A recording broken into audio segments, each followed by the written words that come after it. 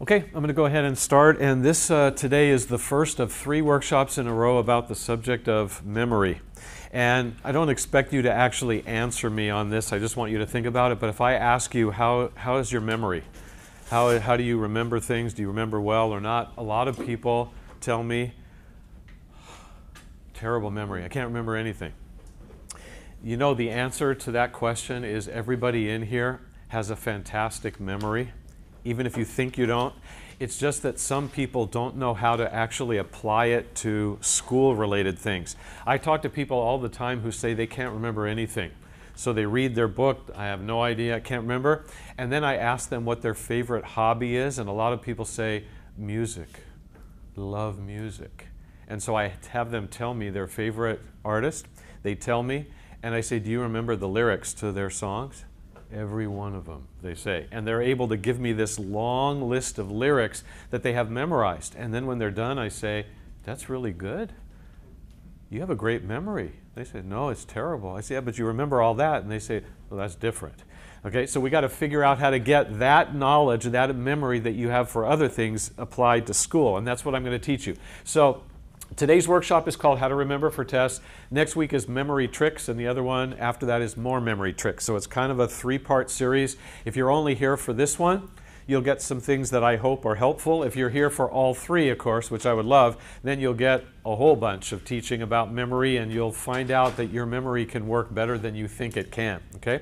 So to start today, what we're going to do is I'm going to test your memory, because that's what this is all about memory. So what I'd like everybody to do is to make sure that you have some paper in front of you, which I think everybody does, and to have your pen or pencil kind of ready. But what I'm going to ask you to do is to go ahead and do something I rarely ask, and that is to put your pen or your pencil down. I actually don't want it in your hands at all for the next couple of minutes. I am going to do what I call the 16 card activity, and I want to make sure everybody can see these. I think you'll be able to, but what I'm going to do in just a minute is I'm going to show you a word on a card, and I'll sort of rotate it and I'll say it out loud, and then I'll go to the next word and the next word, and I'm going to end up showing you 16 words. By the time I'm done, you're going to think it was like 40, but it's only 16. And I want you to try to memorize them all, which is easy for me to say, not so easy for you to do. But here's the little trick to this. As soon as I have shown you the last word, I'm going to say the magic word, which is okay. And as soon as I say okay, hurry, grab your pen or pencil, and write down as many of these words as you can remember before you forget them. And you don't have to write them in order, just whatever's in there, hurry and write it down, and then I'll explain what all of this is about, okay? So that's the goal of this, and again, I want you to just sort of stay quiet and concentrate, and I'll go through them pretty quickly. Also, if somebody comes in while we're doing this, this is a concentration exercise, ignore them. And keep focusing, okay, because it's easy to just watch them walk in and then you forget all the words. So hopefully we won't have anybody, but if they do, just try to ignore them the best you can, okay? What's the first word? Pen. Yeah, if you forget that one, there's no hope for you, right? I'm showing you that like 20 times. The other words you're only going to see once, so that's a lot tougher. Okay, so here we go. Pen. Just stay quiet. Love. Toast. Stay. Basket, pain, restaurant, ask, notebook, find, table, went, teacher, hungry, no, dog. Okay.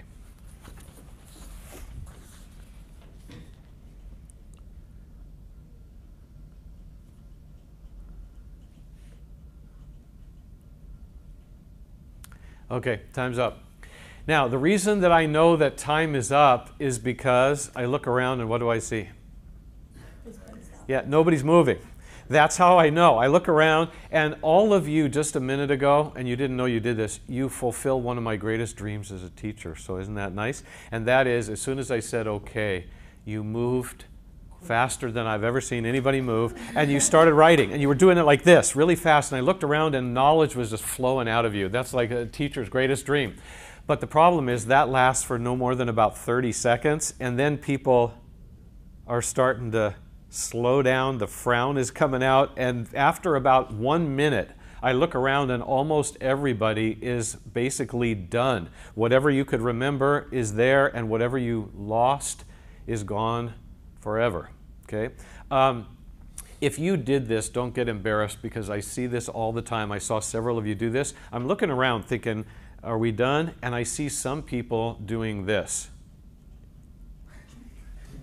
And when you're counting the number of words, that basically means you're waving the white flag like I'm done, and I'm hoping my list isn't too embarrassingly small. Well, if you remembered a lot, that's great. If you remembered only a little, that's okay. But what we're going to do to try to sort of apply this to you in school is I'm going to correct this with you. And I want you to look at your list of words, no matter how short or long it was, and here's what we're going to do. I'm going to read a list of some of the words that I showed you on those cards, and every one of these words that I say, if you look and you see it on the list, meaning you remembered it, I want you to put the number 1 next to it. If you didn't remember it, if it's not there, don't write it now, right? Too late, you had your chance before. So the first one is pen. So if you remembered that, put a 1. If not, don't do anything. Next one is love. Toast. And again, these are 1s. Stay. Teacher. Hungry. No. And dog. Okay, so those are the 1s, and I'll tell you what that means in a minute. I'm going to go back over another list of other words I showed you as part of the exercise, and any of these that you have on your paper, go ahead and put a 2 next to it. All right, so the first one is basket. So if you remember that, 2, if not, nothing. Pain. Restaurant. Ask. Notebook. And again, these are 2s. Find, table, and went. Okay? Now, see how good your memory is. How many words were there altogether? 16. Okay, well, there were actually 8 words in group 1 and 8 in group 2. So that means that's it. All right? So what that means is, if you look at your list now, and you have any word that does not have a 1 or a 2 next to it, what does that mean? It's wrong. Yeah, it means you made up a nice word. It wasn't one of mine. And people say, I could have sworn it was on there. If you have any word without a number next to it, good try, cross it out. And then I want you to do your math for the day. And that is, I want you to go down your list and count how many 1s did you remember. And I want you to put that like something like this. Maybe you remembered 5. Or 7 or 4, whatever. And then I want you to count how many 2s did you remember, and put that down also. That's going to be kind of the basis of my teaching for the next 20 minutes or so. Okay, so quick question, just a show of hands. How many of you ended up with a higher score, meaning you remembered more of the 1s? Let me see, show of hands. Okay, most people. How about a tie? That happens pretty often. Okay, and then did anybody remember more 2s? Sometimes I might get 1. Okay, if you think about this, almost everybody said more 1s.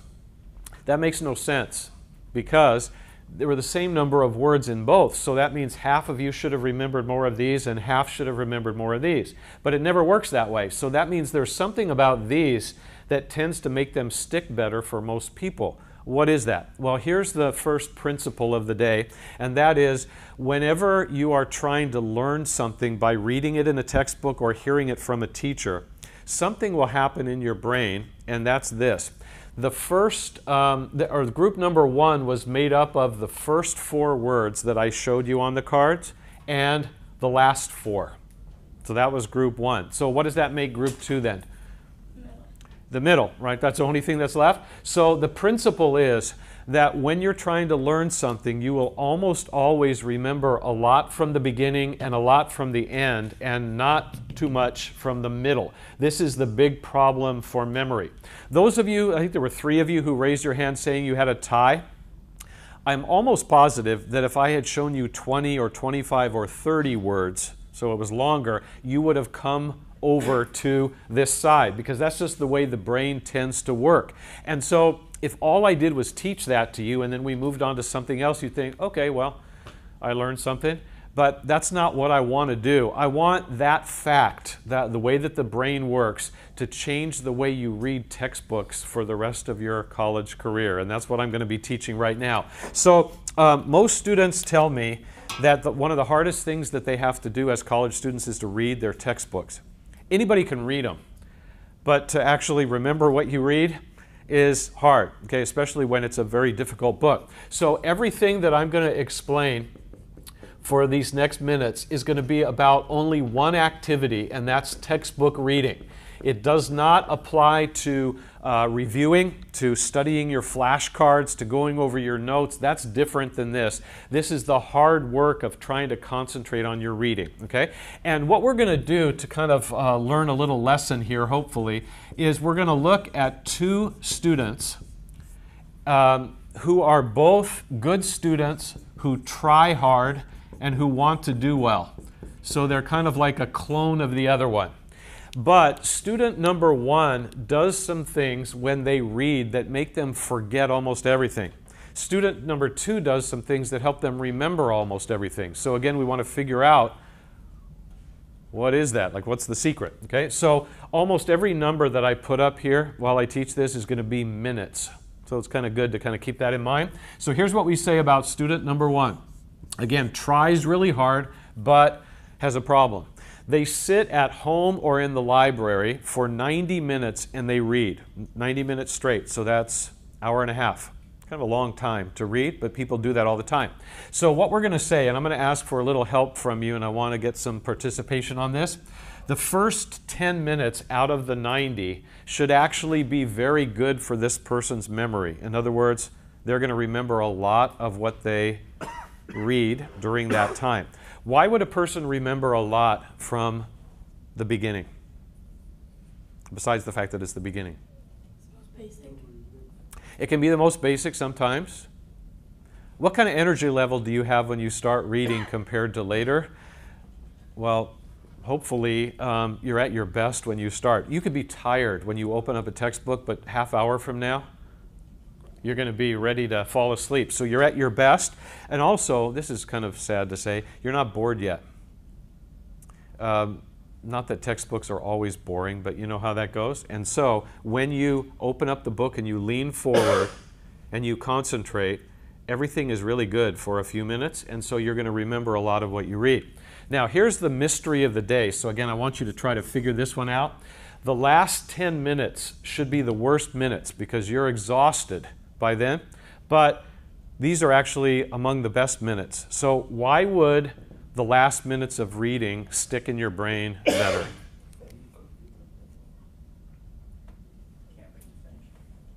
Yeah, and you also know by then that you're almost finished. I don't know if you do this. Whenever I show this to students, most people look at me like, oh my gosh, they thought they were the only one who did this, but most people do it. When I was in college, I would open up a textbook and start reading. And I would read for about 10 minutes, and then I would stop and do this. And see how many pages were left. And it was always a lot. I thought, oh God. Then I'd read for about 3 more minutes. And it was like I was climbing a mountain. Like, when am I ever going to get done? But when I finally checked for like the 10th time and I realized, wait a minute, a couple pages, I'm almost done. I could have been ready to fall asleep. All of a sudden, I get a shot of adrenaline, extra energy, because I know just a few more minutes, I'm done. And so then I start concentrating, and then it sticks better, right? So all good. Well, how much time does that leave in the middle? 70. So you didn't know this was a math workshop, but it is. What happens during this time? Bad things. Okay, this is where your mind wanders all over the place. You're there, you're gone, you're there, you're gone. Are you going to remember a lot of what you read during this time?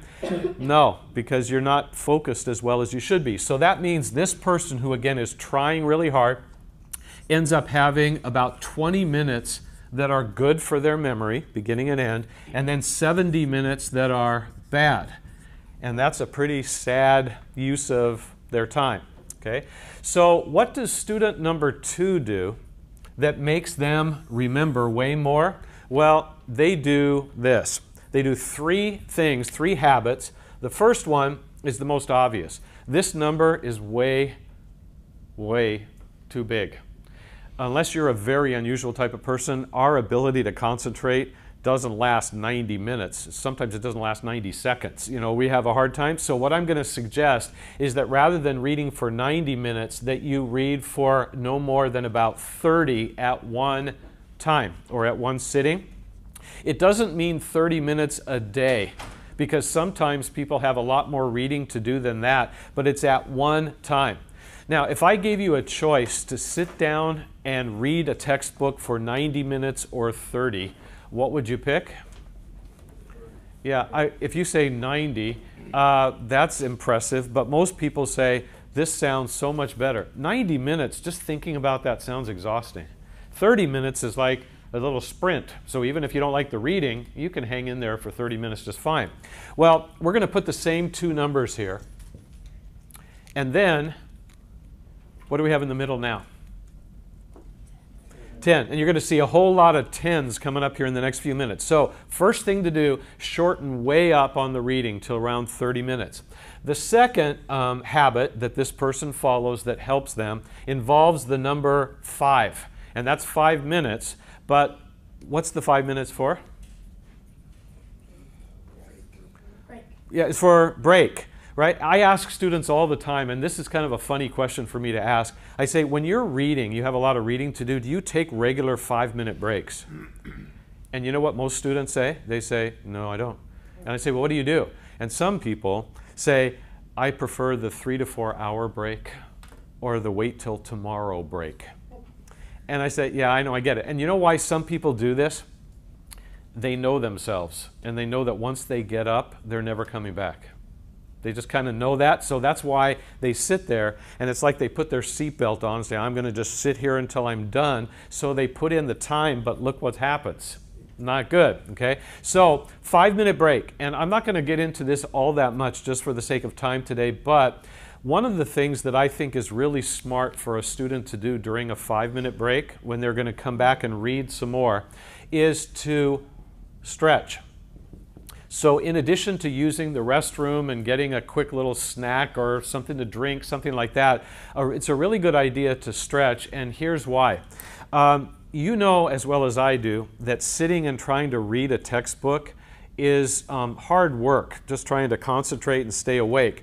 And so what happens to most people as they're reading is that their eyes might start getting kind of sore or tired, right? But usually some other part of their body starts to ache or get sore as well. Could be the neck, back, shoulders. I've had even some people say, ooh, boy, my butt just starts hurting, and I think, wow, how are you sitting? But anyway, everybody's different.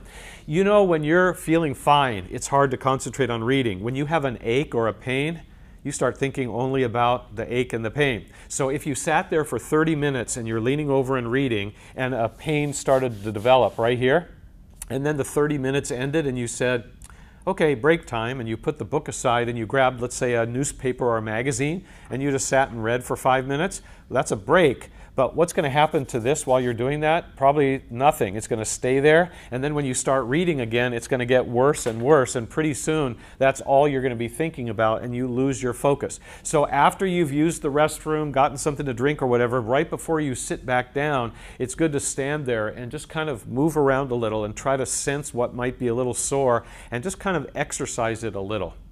This isn't an aerobic workout or anything else. You could do that some other time, but just for a minute, kind of stretch it out. Then when you sit down, you should be back almost to normal and then be able to concentrate better. So I think this is helpful. And then the other thing I wanted to ask you about related to this is, what should you not do during a 5-minute break?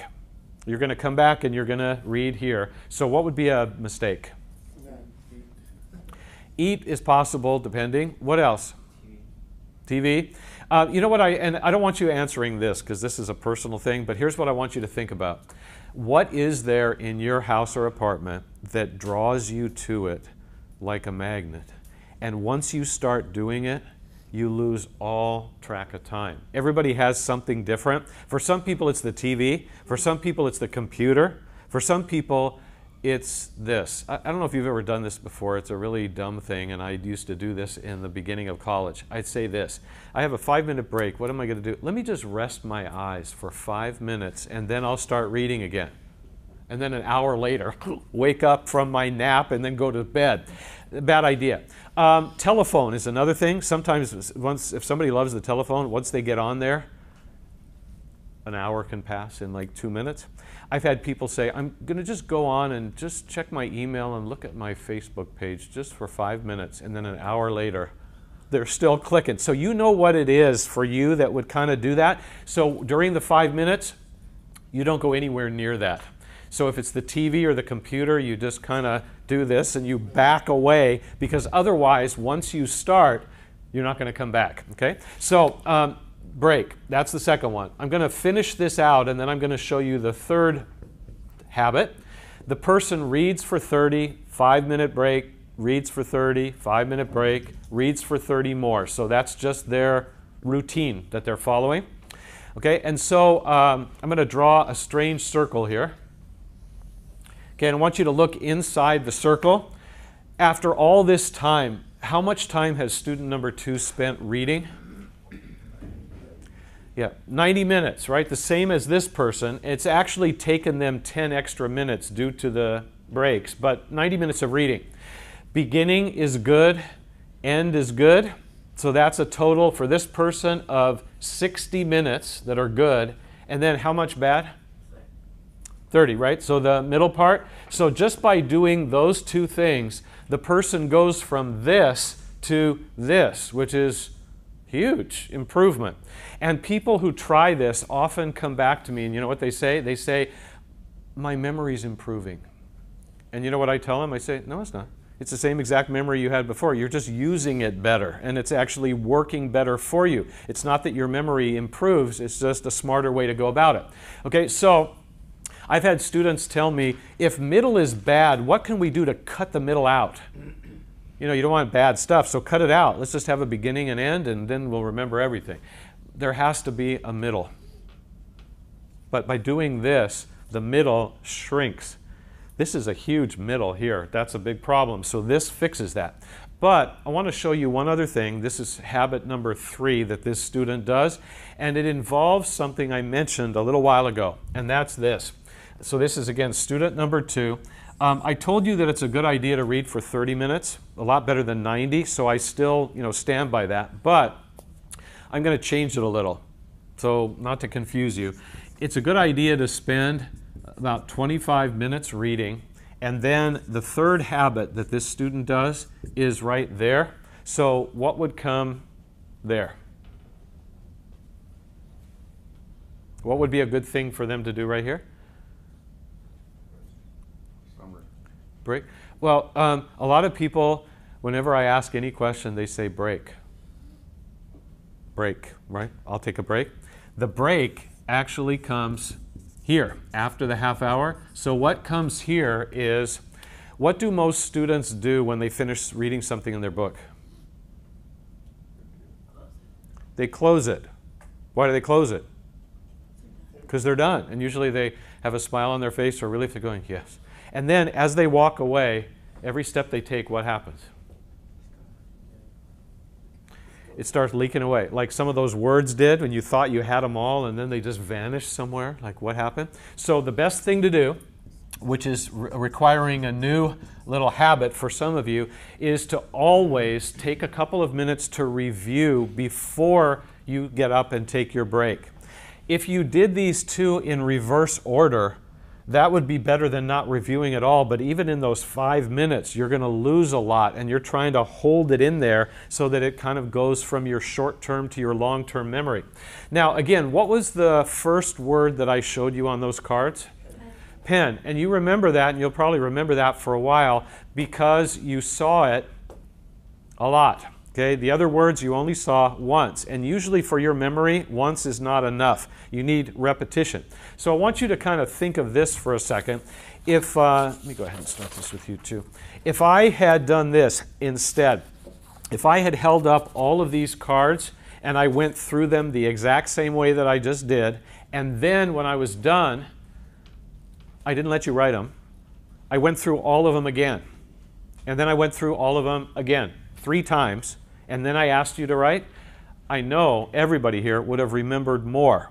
A few words more, or maybe a lot more, because when you see things repeated, it helps. So one of the things you can do is after you're done reading, go back to the first page you just read during those 25 minutes and then quickly skim down the columns, look at the bold print headings and the bold print words and all of the basic important things, not study them hard, just look at them again. And when you look at things again right after you've learned them, they stick better. And so that's one of the main reasons why this immediate review helps.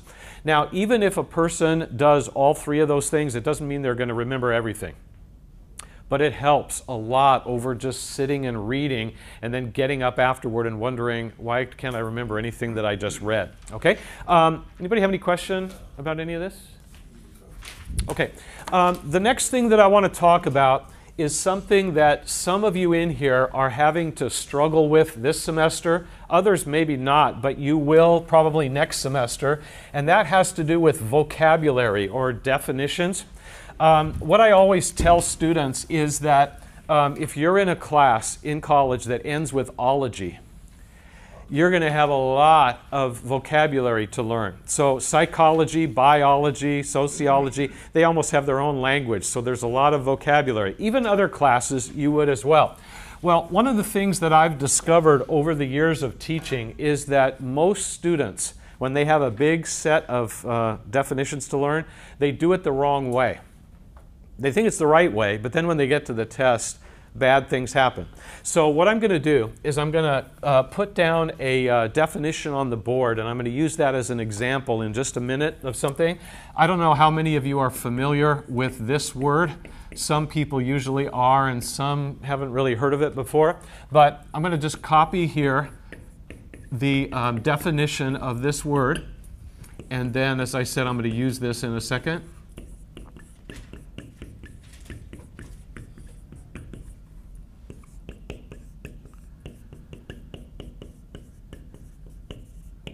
Okay, now if you had this definition to memorize for a test, just that one, you could learn that in 1 minute or less and you'd be done. But if you had 30 or 50 or 100 definitions to learn, what do most people use to learn definitions? Flashcards. So they run for the cards and they write the word and the definition, get a stack of them, and then go around all day testing themselves. That's a good way to study, except here's what happens. I'm going to show you briefly the wrong way that most people try to learn definitions, and then I'm going to teach you the better way that almost always leads to better understanding and better grades. Okay, so that's kind of how we're going to go with this. So the wrong way that most people try to learn definitions is this way. And I think some of you, when you see this, you're going to think, that's the wrong way? I thought that was the right way. So here's what it is.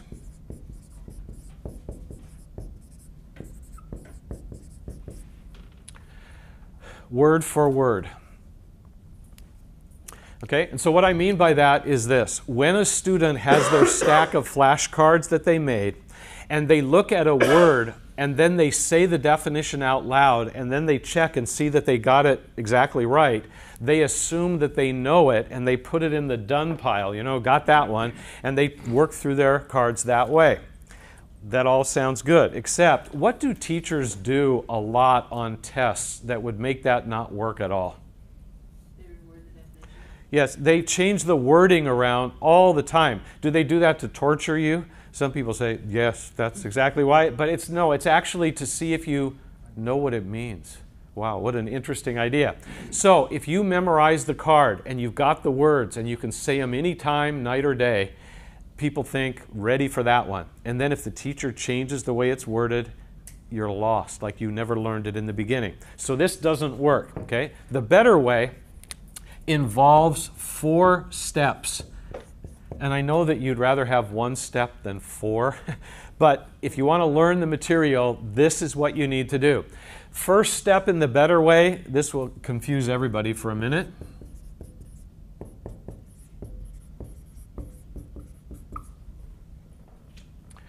That's step 1. Okay, and I've had people say, well, make up your mind. Is that the wrong way or is that the right way? And the answer is sort of both. Whenever you have a definition you have to memorize, the first thing you have to do is cram the definition in your head. You have to learn it word for word. Okay? But if that's all you do and then stop, that's where problems come in. So this is a necessary first step, but it's only a first step. So for these other 3 steps, I'm going to start to show you something related to this. I don't know what it is about me. Sometimes I look around, see if I have a sign on me, but students come up to me all the time and say, could you test me on my vocabulary? I have a test coming up, and they want me to test them. And I say, okay, when's your test? And sometimes they say, 20 minutes. And I just say, get out of here. I just say, there's nothing I can do for you now. You either know it or you don't. But if they say it's next week or it's in 3 days, I say, okay, give me your cards. They give me the cards, and then this is what happens. I say, your first word is tariff. And they get this look in their eyes that people always get when they're trying to spit back something that they've memorized. It's kind of like this glassy-eyed look. And they say, tariff is a system of duties on imports and exports. And then they look at me and I say, perfect. And they say, yes. All right, let's go on to the next one. And I say, well, wait a minute. Before we go to the next one, could you do me a favor? Could you tell me what tariff means? And they say, I just did. And you said I got it right. Come on, I don't have much time here. I said, no, but what does it mean? And they say, I just told you. And so I say, okay, stop. And so I do this. I say, do you see this word right here? And they look at that word like it's the first time they've ever seen it in their life, even though they just said it to me like 20 seconds ago. I said, what does that word mean? And they say, I don't know, that's a good question. I said, yeah, it's kind of a good question. What do you think duties means? They say, well, it means you're like your job, like your responsibilities. Those are your duties. And I said, okay, I'm glad you said that. It's wrong, but I'm glad you said that. In the English language, probably 90% of the time or more, when you see this word in a sentence, that's what it means. Your duties, your job, your responsibilities. But in this case, that's not what it means at all. Anybody know what this means here? Yes, this is a type of tax. Is it important for you to know that before you take the test on this? Yes, because if you get a really easy teacher, you might get lucky. The teacher might say, a tariff is, and then this is one of the choices. So if you memorize the card, you got it. But teachers don't do that very often. Instead, the teacher might say something like this, which of the following is a type of tax? And they give this as one of the choices. And you look at it and you think, ooh, a type of tax. I'm not really sure I know that, but I know it's not tariff because tariff is a system of duties on imports and exports. In other words, you've got that definition in there, but where does it say tax? Nowhere. So all they had to do is change it a little and you are like in a dark room trying to find the light switch. You're just lost. So how do you fix that so that that won't happen? Well, here's what you do. This seems really obvious, but most people don't ever do this, and that is to know the meaning. And by this, I don't mean know the meaning of the definition. It's actually more. It's this. Know the meaning of each word in the definition. Okay, and so that may require you. Yeah, actually it is. Sorry, we'll be done in just a few minutes, so maybe next time. Okay. If you look at all the words in the definition and you think, I'm positive I know the meaning of every one of those, then you don't have to do this. But if you look at one of the words in there and you're thinking, I'm not even positive what that means, you need to look it up. You look it up in a dictionary. You look it up on dictionary.com if you have a laptop or any kind of computer, and you find out the meaning. Okay? And then for these two, number 3 and 4, there is a word that I would love to have you remember. It's not a very interesting word, but it has great power to it when you use it the way that I'm going to show you. This is my great power word. It's the word and. That doesn't seem very powerful, but it becomes powerful when you do this. and that is you put a question mark after it. So here's the way this looks. Okay, this person says to me, tariff is a system of duties on imports and exports. The next word out of my mouth is, and? And if they look at me like a lot of students have and say, and what? Then you know what that means? That means, don't ask me anything else. I'm just proud I know that. That's a bad sign, right? What do I want them to be able to do when I say, and? I want them to be able to say this. That means it's a kind of tax on what comes in or out of a country. In other words, the same thing, but in their own words. I think you know this, but if you can't explain something clearly in your own words, what does that mean? You don't know. It means you don't know it. You may say, oh no, but I know it. No, you don't. If you can't explain it, then something is stuck in your understanding. And so what you do is this. You work for 1 minute, for 10 minutes, however long it takes, until you can restate the definition in your own words. Okay, until you can do that, you are not ready for the test on that material. And so that's why you need to know the meaning of each word in there, and then you try to figure out how would I say this or explain it in my own words. Once a person does that, once they say that means it's a type of tax on what comes in or out of the country, the next word out of my mouth is and this is when they're about ready to start choking me because I keep pushing them for more. What I want them to be able to do is one more thing, and if they can do this, they are ready. And that is, I want them to be able to give some kind of a fact or an example of that word that they either learned in a lecture or from their textbook. So I'll give you the little example here. The person says this, and then I ask them and they say it's a type of tax on what comes in or out of a country, and I say and they say, and I remember in our book it said that the United States imposed a tariff on Cuba in 1960. Some fact like that, okay?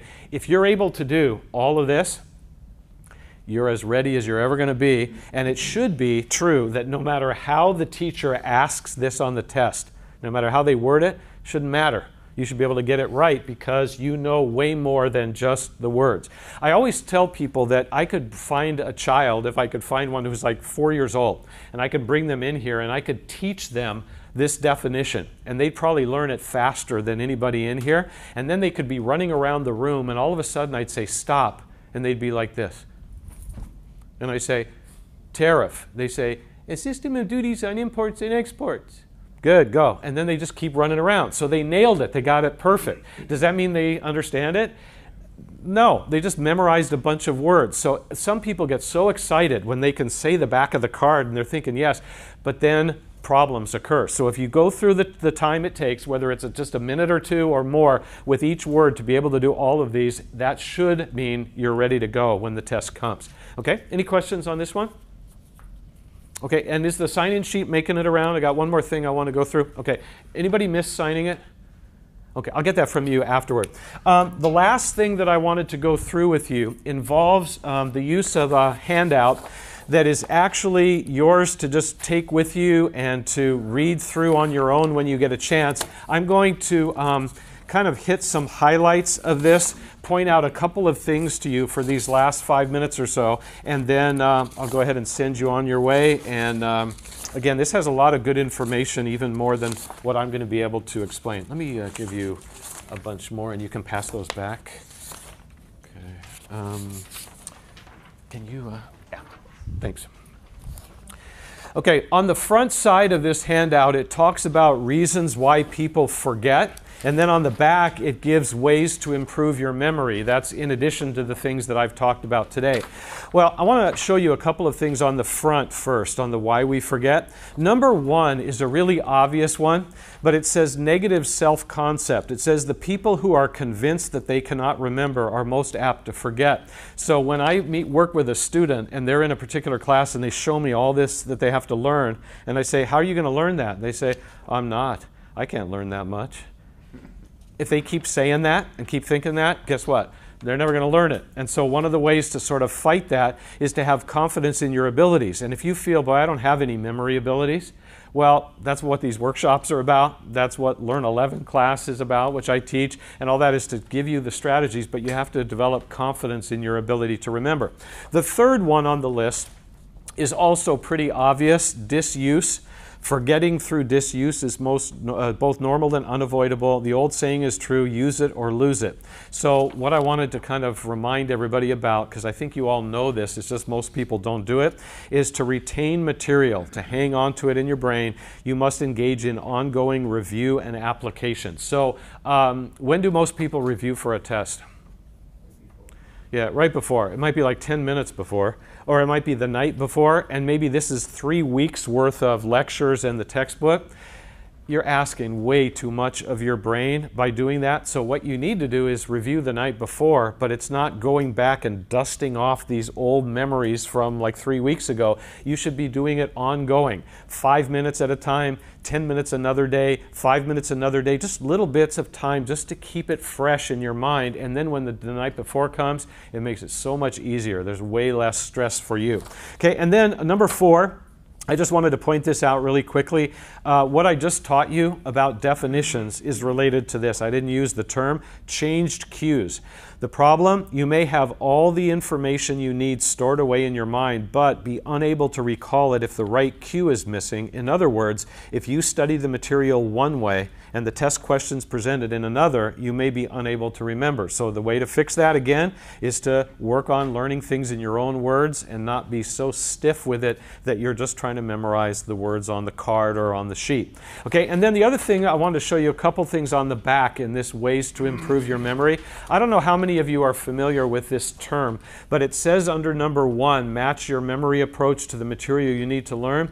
There are 2 basic ways to memorize. One is by rote.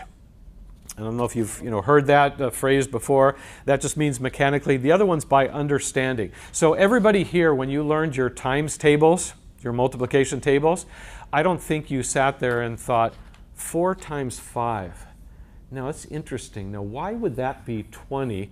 You just memorized it, right? 4 times 5 is 20. 4 times 6 is 24. Just like mechanically over and over again. Some things in college, that's the way you should learn them. Other things, that's not the way you should learn them. And I've had some students memorize the factual information, and then they got to a test and the teacher asked them to show deep understanding of it, not just a quick little memorization. So you need to kind of double check with teachers and find out, am I supposed to just memorize this, or do I need to know more than just the words there? And they'll help you, they'll kind of guide you with that. And then the last thing, which may sound a little strange, and I don't want to ever ruin anybody's sleep in here, because sleep is so important. It says number 3, sleep on it. Review and refresh your memory before going to bed unless you are physically or mentally overtired.